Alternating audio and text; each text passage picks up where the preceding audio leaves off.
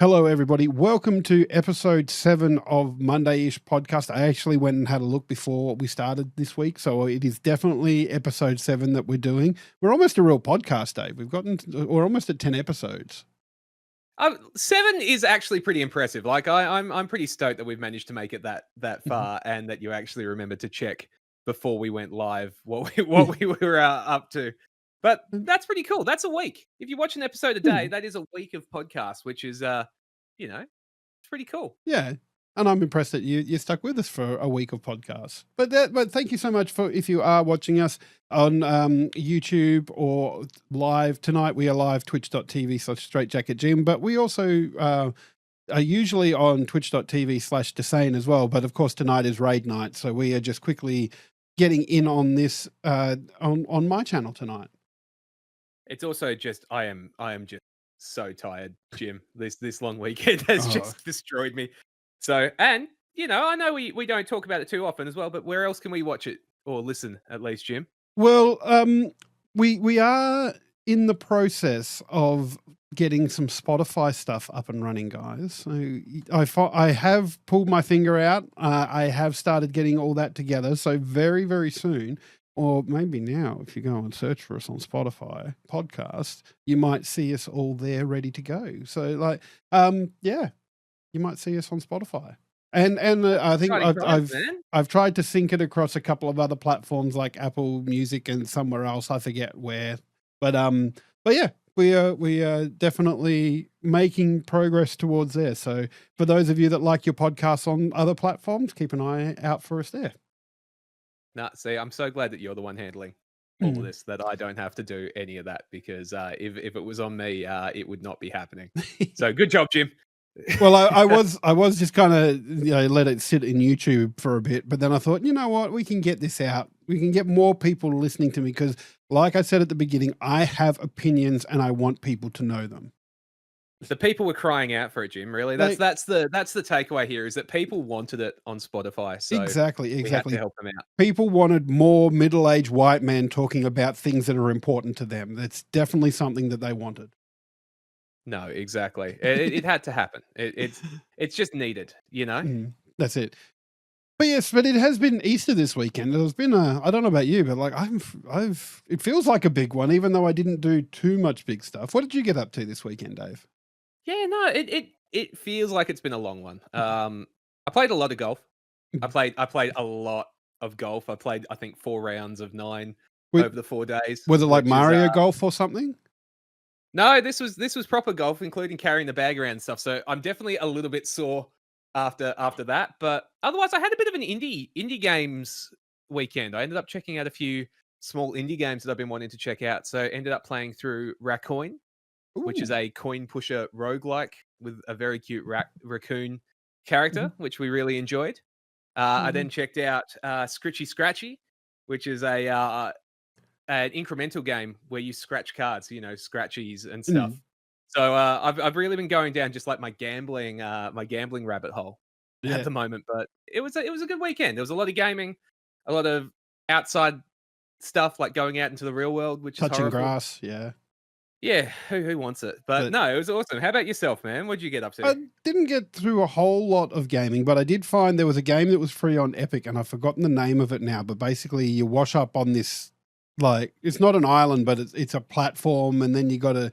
It's very much on the crafting and chill sort of vibes of the game. So you got to grow your crops and feed people, and then other survivors wash up, and So Havelock or something it was called. I'm gonna have to open Epic now to just have a look what it was. I'm not even sure if it's still free on there soon, but that was still pretty cool. I did like that.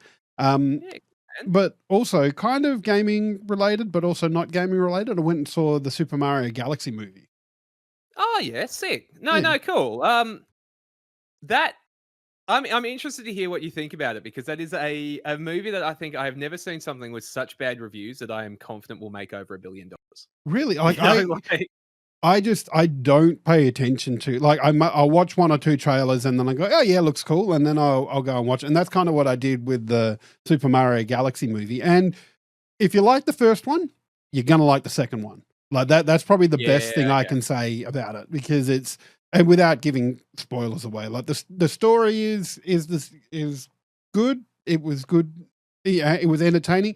It had a cameo in it that I wasn't expecting, but also it might have been out there because as I was googling stuff earlier on, I saw a poster with this character on it, and I went, "Huh." I'm not sure if that was before the movie or after the movie, but I didn't see it, and I I was surprised. Oh, I think I Peter know the Perth, one you're thank you so talking much about. for the raid. I very, very much appreciate that. We Yeah, are in the middle of recording our Mondayish podcast with Desane right here. So, Laughy, hello, Laughy. But yeah, we're just going on. talking How are you? about the Mario movie. No spoilers. We're just in the general sense because I'm the only one that's seen it out of myself and Dave. But thank you so much for coming in. This is the second week in a row we've had a raid during the recording of the podcast, Dave. Yeah, no, look, it's definitely something that we may have to get better at handling. Yeah. But welcome in, Raiders, Laughy, Pika, Rank Some Random. Lovely to have you all. Hope you guys had a lovely stream. Mhm. Yeah, But yeah, as you were saying, like I feel like you managed to avoid finding that out because that was all over the really, internet. That cameo really, that you were I saying you avoided. absolutely did not pick it up at all. Like I did not see it. But I guess it was a no, we do not. We love Ray's Peak of Earth. We love Raids. But How dare you? How dare you interrupt yes, us? we love trying to getting. talk? That's it. We love getting our viewership increased on nights when we're trying to promote a podcast. It's great. But yeah, I probably did. Like my first instinct was a character that could have fit in there, but was completely wrong for it because he's very, very small. But I went because they freaked me with the okie doke right there. They put this alluded to this character on screen and then went, oh no, we're going for the other one. But it was good. Like there's, like you say, if you've read the reviews and it's not getting good reviews, don't ignore the reviews. If you like the first Mario movie, you're gonna like the second one. Yeah. Oh, look, I've heard it's made for fans of Mario. Like, there's a lot of deep cut references and things like that. There is. I mean, you've seen the warts in the trailer. Like it's Super Mario 2. Like it, and there's a few other bits and pieces. Like there's the thieving monkey who was in Yoshi's Island, but yeah, look. Yeah, okay. It's Kiki or whatever his name is. Yeah. And look, I know I'm going to enjoy it. Like I know I will, but it's just one of those that I do laugh because I'm like, this thing got savaged by critics, and I'm just like, it's going to make $1 billion. Like it is going to destroy the box office. It doesn't matter how that reviewed. But no, I'm glad. Like Julia, you're saying as well that your kids saw it on Wednesday and loved it. Like that's awesome. I'm looking forward to checking it out. Like Jeppy and I are going to have to go and check it out in the cinema. I haven't been to the cinema for years, man. I couldn't tell you the last time I went and saw a movie in the cinema, which is terrible. Yeah. My movie watching at this point seems to be on airplanes, but not my own screen. It's me watching something that Jesse's watching because I'll be reading. Like I like to read. I'll happily smash a massive book through a flight or something. But I look over and Jep's watching something, and I just sort of watch it, and she sees me, so she puts on the subtitles. I'm like, you. I just so I've experienced a lot of movies just through an airplane screen from the seat over, watching with subtitles. Oddly enough, not how most film directors kind of plan for you to watch their films.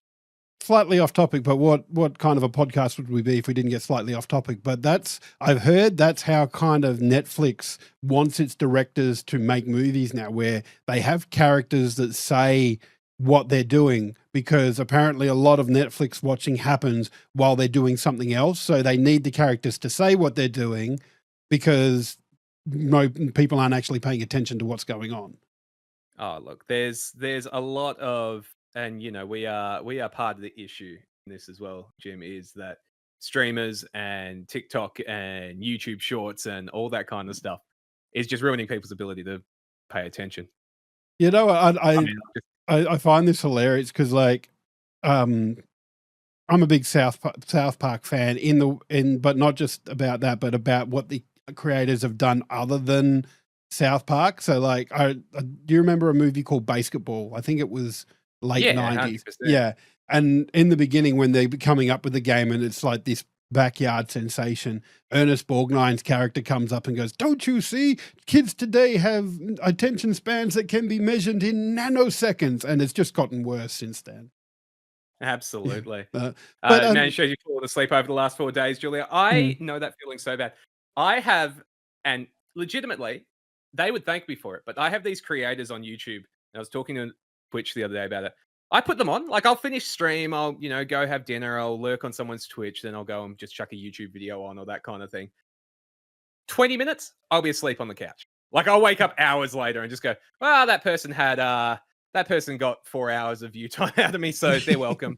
yeah, you're welcome, YouTube.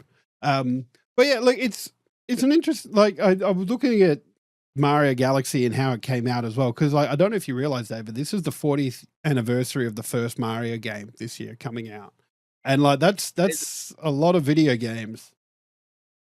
100%. There's all those anniversaries going on at the moment. Hey, like, Mhm. you had the Pokemon one. Was the Pokemon one this year? It was this year. I think so. 35? Yeah. Well, I mean, Correct me if I'm wrong with technically, that. every game series has an anniversary every year. It's just whether it's significant or not.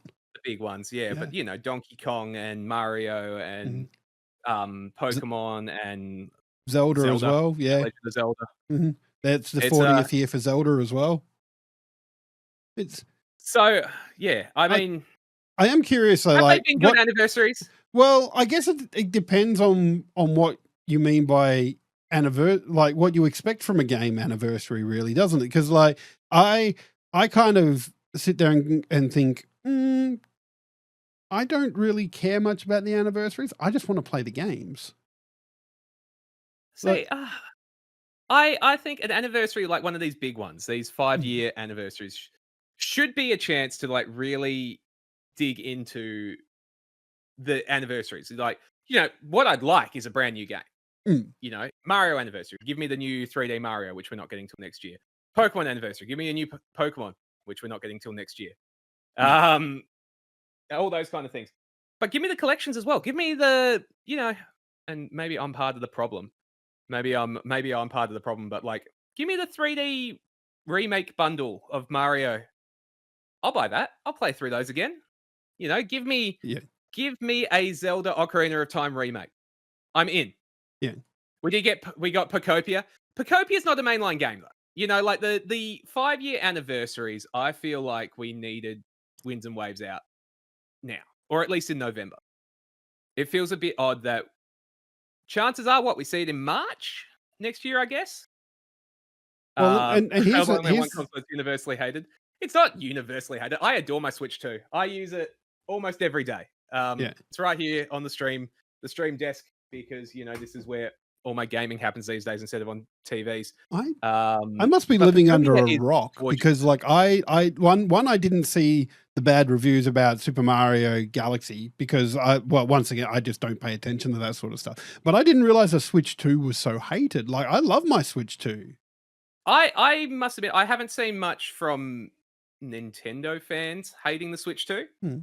The internet hates it, but the internet hates Xbox Yeah.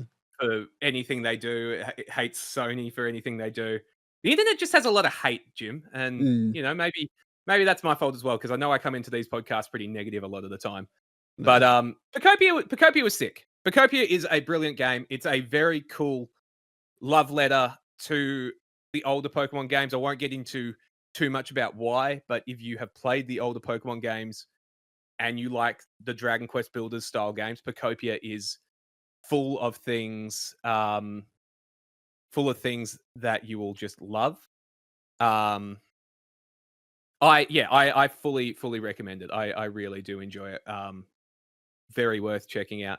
Which it's a cool game, but it's not a mainline Pokemon game. And Mm, to me, I was really holding out for give me in November the next gen, because ZA is great, all that. I enjoyed Scarlet Violet. I know a lot of people didn't, but I had a lot of fun with it.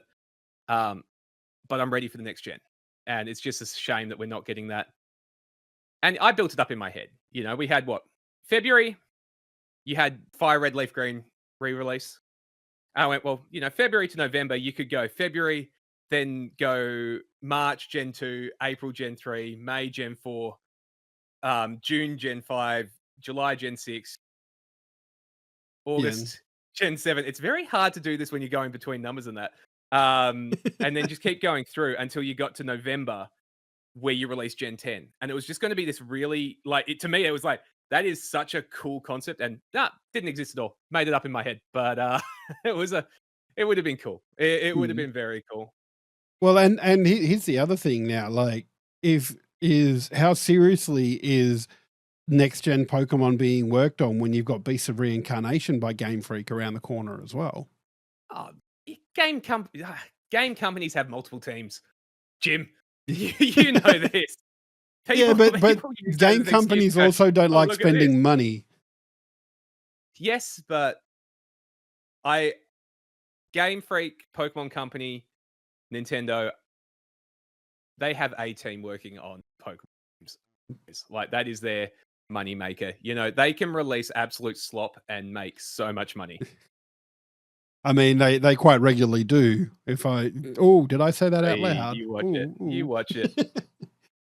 So People complain, but I get my hours out of it. You know, my Pokemon mm, Scarlet on the old Switch one had over 100 hours worth of yeah. playtime. See, and Any game that gets me that's over 100 hours is worth it. yeah. That's the thing. And like I say things like I will openly say that to me, Tears of the Kingdom is the worst 3D Zelda game. But let's look at the other games as well. Like being the worst of a really great bunch is still pretty good. I mean, I might be even worse than you. I feel like Breath of the Wild maybe ruined Zelda. And I know there is one person in my community that agrees with me on that take, and I'm probably one of the only people who is feeling that way. Um, Look, yeah, they're it's not an Zelda games. interesting topic, and because I was watching a video the other day by Game Maker's Toolkit on YouTube. There, they do a really good series called Boss Keys, where basically the whole thing is that he goes through. It started with Zelda dungeons. I think he's done it for a couple of other games as well, but it's mainly kind of Zelda focused. And the Hmm. idea is how linear is the dungeon? Like if you go into the dungeon, can you get a key? How many options do you have to use that key to go and progress and do that sort of thing? So like it's Sure. kind of this big decision tree. But anyway, that's not the video I was watching. I was watching one he posted. It was a little bit about the yeah, I think he did do Hollow Knight Solaris, like because he's very big on giving the player freedom in how to do things. And that's one of the things he loves. And I was watching a video. I think it was a bit about how Breath of the Wild changed the Zelda formula. And one of the concepts he brought up, and I think Nintendo have talked about this at least internally, in terms of an active game versus a passive game. So it's where basically comes down to player agency. How much choice does a player have in how they complete the objective? So a very passive game might be something like The Last of Us. So you don't get a lot of choice in how you progress that story. You have to go to here. You have to do this thing to progress the story. And at the other end are games like Minecraft and Factorio, which are examples that he brings up, where you just do whatever the hell you like in it. And Breath of the Wild had that feeling in it where you could do almost anything in the game. Like as soon as you finish the Great Plateau area, you can literally go and kill Ganon if you're good enough. You know? I was No, never good I enough, but still, yeah. it's an interesting one to call it though, passive and active, where you're calling Breath of the Wild an active game, if I'm understanding you rightly. Yeah. Where I would say Breath of the Wild as a game is very passive. It doesn't drive you at all. But it's an interesting one. That's just a language thing. It's not the concept itself, but you get what I mean. I would say that a game that doesn't drive you forward itself is being passive. But this is me fighting with a Japanese video game Yeah. developer that probably knows way more than I will ever know about video game Well, making. it's about how you define it as well. So like in this case, they've defined passive as player agency and lack of Mm. player agency, and active Passive as player. yeah, It's passive a passive player and player. an active player involvement in completing the game. Like I see where you're coming from too, in that um, you could say that the game developer has been kind of passive in giving you direction, and that you need to figure it out yourself. But like, so you could switch the scales there a bit, but obviously because the active thing is Mm. a little bit better, I think, than Yeah, passive. So they've chosen to define the thing that they've done in a good way. it's an interesting one because, specifically for Zelda, just as an example here, you have the times where each dungeon, you would do the dungeon, you'd get your item, you'd go to the next dungeon, but it really fed into the vibe of Zelda, which was, there's always been that running rumor of it's the same story just told Yeah. again and again and again by different generations. So like that's why it's the forest temple, the water temple, the fire temple, all that kind of stuff in those orders. Whereas, Breath of the Wild throws that all out entirely and just goes, "No, just go wherever you want."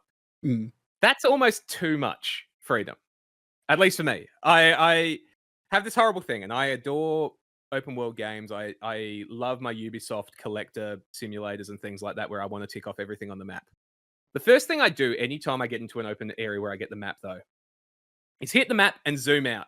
The number of times me and Jep go, "Oh no," when you just keep zooming out and the map gets bigger and bigger and bigger and bigger, and it's just like, I, I don't even know where I'm going. This is too much. Mm. And the Assassin's Creed games, exactly, Nix, exactly. Shadows had that effect for me, where I zoomed out on Shadows. I was just like, there is way too much Mm. here.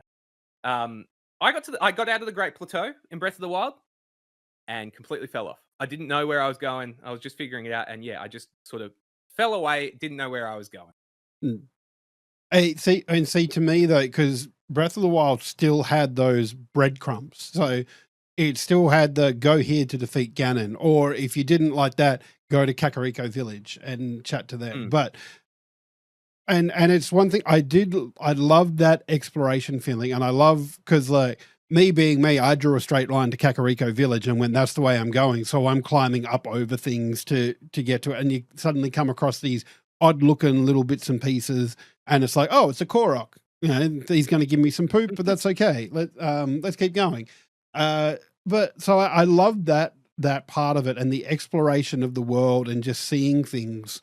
But that kind of game design has its problems because you're right. It is an extremely big departure from what Zelda was.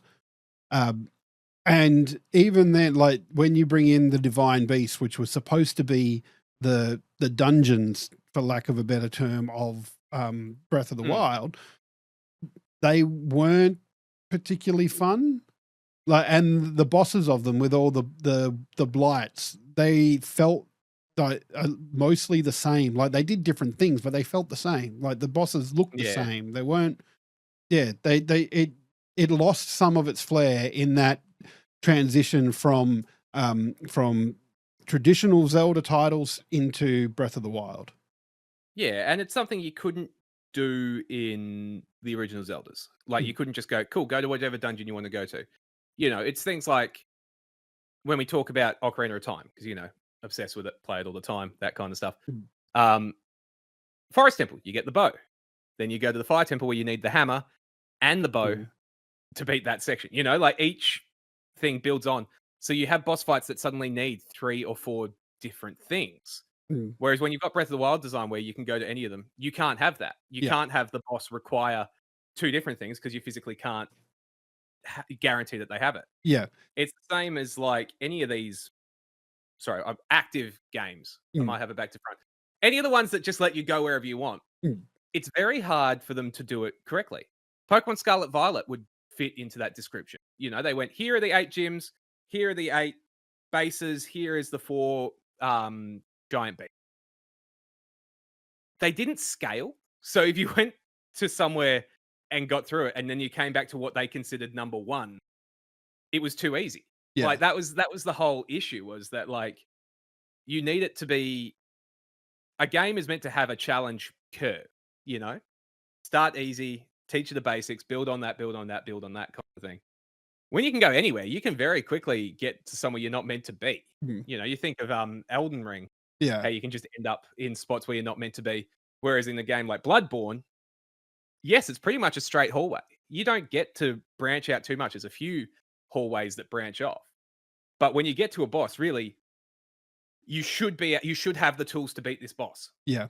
And that's where I have issues with the Breath of the Wild formula, because getting a dungeon item makes the game. Like, it's that sense of exploration of, oh, now I can get here in the dungeon. It turns it more into like a Metroidvania sort of a game where you can go, oh, this area back at the beginning, I can now get into there. So like, I I really do like the Breath of the Wild style and the open world and the physics of it, because like I Mm. remember there being in Varna Boris, I think the lightning dungeon in Breath of the Wild.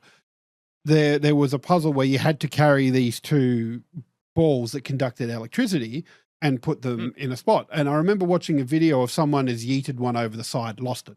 So the the only way to kind of get it back is to reload the dungeon. But instead of doing that, they've laid down metal swords from where the electricity was to the second Mm. spot where the ball went, and it activated, because all the game Yeah. cared about is that there was an electrical current going through there. So, like, I feel if you can, that feels creative to me. Where it didn't feel creative was in Tears of the Kingdom, and that's why Tears of the Kingdom is ranked so far down. Because I remember getting into, oh, it's heading up to the water dungeon, and I'm not going to be any help for you, man. no, You're on your own but on this one. like you get into like this underground sewery type place where you have to do some stuff, and Mm. with the fuse ability, fuse, not fuse, ultra hand, it's where you can join stuff together. Like, I ended up just joining together a heap of wooden platforms and putting it up, leaning it against something, and walking up to get where I went. I have no idea if that was the intended solution. I just felt like massive cheese to me, and that's was the problem. That everything in, well, most of the problem solving in Tears of the Kingdom felt like cheese. It felt like it didn't feel fun either, and I think that's Yeah. where you've got to have that right environmental tools, the right physics engine, where you go, okay, is this physics engine fun to problem solve in, or am I going to be just joining 30 wooden planks together and walking up it? That's why everyone hated Banjo-Kazooie Nuts and Bolts. Mm. It was the same thing. There wasn't a dedicated solution. It was just sort of cobble something together. Yeah. But Laughing makes a good point around scaling as well, which is around scaling enemies to your level. Mm. As you level up in Elder Scrolls, the enemies level up as well. I don't love that either. Like, to me, No. I love the idea of, if I go and beat a hard area, coming back to the early areas should be a cakewalk. Mm. Like, I like that power fantasy of, cool, I've just gone and beaten up a dragon at the top of a mountain. I'm going to go back and fight those goblins, and they're going to have no hope. You don't want the goblins suddenly able to beat you just because you've leveled up. Yeah. Just I But yeah, wanted to get back to an earlier point as well, because you mentioned about needing the dungeon weapons in Zelda to mm, progress to other areas. So, did you ever play A Link Between Worlds? So it was a DS 2D title. it's been a long time. I played it. I Uh, played it briefly, but when I was younger. Because like that has an item rental system. So you make it to the dungeon, and out the front of the dungeon is like something that, like, if you need arrows, it's something you have to shoot with an arrow to open the dungeon to get in.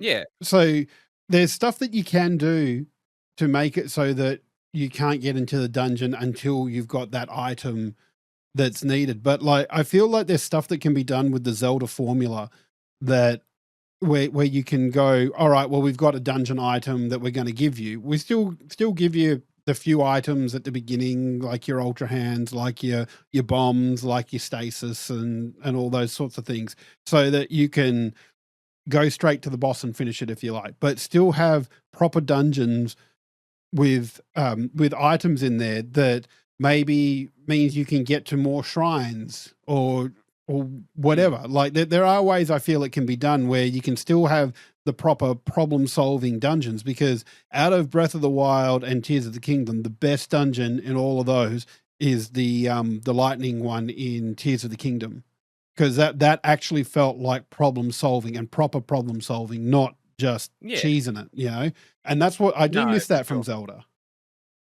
No, absolutely. And unfortunately, I think it's one of those things that we do have to consider. Do we think we ever see an original Zelda again? Probably not. We probably go down the Tears of the Kingdom path, most likely, because They're so popular. I mean, I know Tears wasn't as popular, but even so. That is also a good point, Solaris. It does meet the if you do a big open world game, the story loses its pacing because you can't you yeah, everything happens out of order. So one of the first things I did in Tears of the Kingdom was go around and like there's all these locations that have memories in them. So you learn about what Zelda did in the past. And I feel like I can talk Mm. about this in this manner because it's been no, this game's been out for a couple of years now, guys. If you haven't played it or I might learned about I it, might play it at some point, point Jim. yeah. But like you get all that history out of order. And like so a big thing in this game is the Master Sword gets broken and ends up getting sent back in time to Zelda. And you learn where the Master Sword is by watching these memories. So it's not a surprise when you get to the point in the game where the game's asking you to go and get the Master Sword and you Mm. go, oh, that's where it is. But if you've seen all the memories already, you just go, oh yeah, I already knew it was there. I knew exactly where it was. You know, although I will say, like with Breath of the Wild, you can finish Breath of the Wild without getting the Master Sword. Tears of the Kingdom forces you to get the Master Sword at least, so you get to Yeah, finish off Ganon proper. Um, okay. but No, yeah, it's an interesting one, yeah, yeah, because and I you've got don't know ways how to to solve it. solve that story pacing issue because like Well, yeah. it's one of those things, it's like what you end up doing is that the activities themselves don't actually tie to the story. Mm. You know, Scarlet and Violet do it like that, where you've got the 5 Herba Mysticas you need to get to, like, finish one of the sub-stories, right? Like, well, sub-stories. One of the main stories, you need to get the 5 Herba Mysticas, which each have a boss fight. No matter which boss you beat, the first boss you beat, you get the first cutscene. The second boss you beat, you get the Yeah. second cutscene. So it really does sort of throw it all off because it's just like, well, it doesn't really matter where or what I do or all that kind of thing. I'm going to get the exact same conversation, fighting it here, fighting it there, that kind of thing, you know? And it sort of takes it out a bit. Your other option, of course, is to go down I saw it was talked about there before, a Valhalla, Assassin's Creed Valhalla or similar, where really you just tie each story into its own little subzone. You know, each Mm. subzone has its story, but how they all tie in together can't really be that deep because they have to be able to fit in at any way. Yeah, Valhalla had its own problems because like, Valhalla was the first Assassin's Creed game that I played, and I had little bits of knowledge about the Assassin's Sorry Creed about that. series. Well, see, I like the gameplay in it, and I like the raiding side of it. There wasn't a whole heap of assassinating being done. It was more an action game. Yeah. Um, and I think I would have, but they kind of gave you that option. You could beat your way through waves and waves of enemies, or you could sneak around and sneakily kill whoever you needed to. But my issue with it is that there were basically three stories going on in that game. One Mm, was the story of Ivor in that area, and then out of nowhere, because the game starts you as Ivor, as this Viking, and in their homeland, and eventually they go to England, and that's where you're doing all your crap. But mm.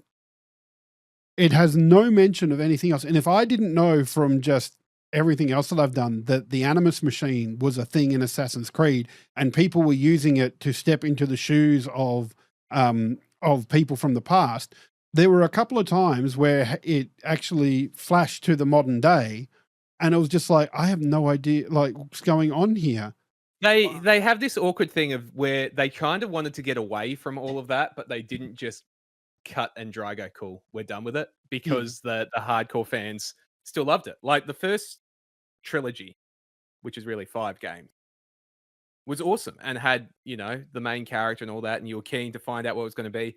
You're really building up to this modern Assassin's Creed where you're gonna be in the future the whole time, all that, and it got thrown to the wayside, Yeah. which is unfortunate and that whole other thing.